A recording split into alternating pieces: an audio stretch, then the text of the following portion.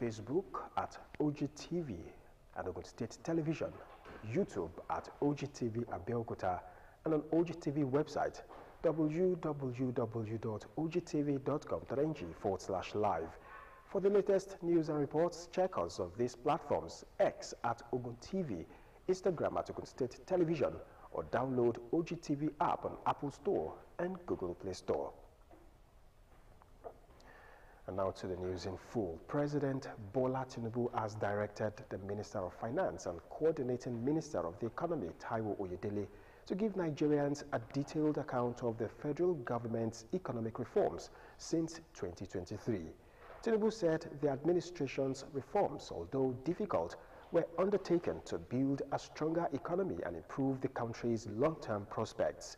In a statement, the president said Nigerians deserved to know what the reforms had achieved, what they had cost, and the potential economic damage they had prevented.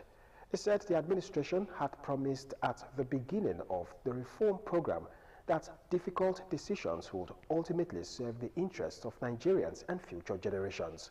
The president specifically tasked Oyedele with explaining the figures behind the reforms, the choices made by the administration, progress recorded so far, and areas where there is more work to be done.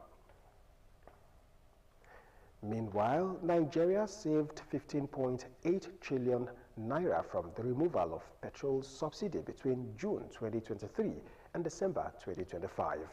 The Minister of Finance and Coordinating Minister of the Economy, Taiwo Oyedele, disclosed this during a media conference on the scorecard of the federal government's reform program between 2023 and 2026. According to him, the subsidy savings mobilized 15.8 trillion naira in resources for the Federation within the period under review. He explained that the federal government received 5.4 trillion naira of the amount, while 10.4 trillion naira was shared among state and local governments. Oyedele added that the federal government generated 3.1 trillion naira in incremental independent revenue, mainly through remittances from government-owned entities. He said the government's total incremental resources from subsidy savings, independent revenue, and additional borrowing stood at 20.4 trillion naira.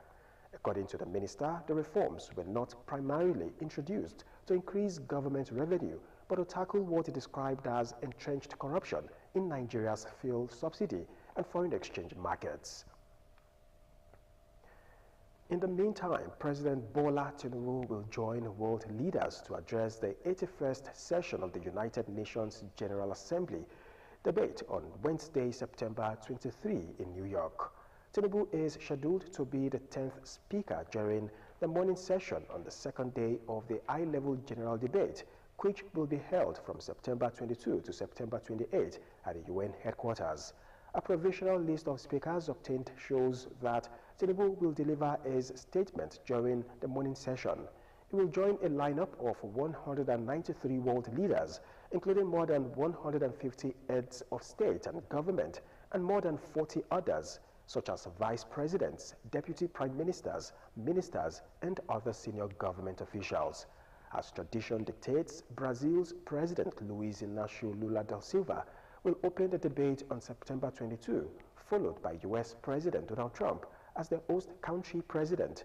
The theme for UNGA 81, to be presided over by Kola Rahman of Bangladesh, is Restoring Trust, Managing Transformation, a United Nations that delivers for all. The First Lady of the Federal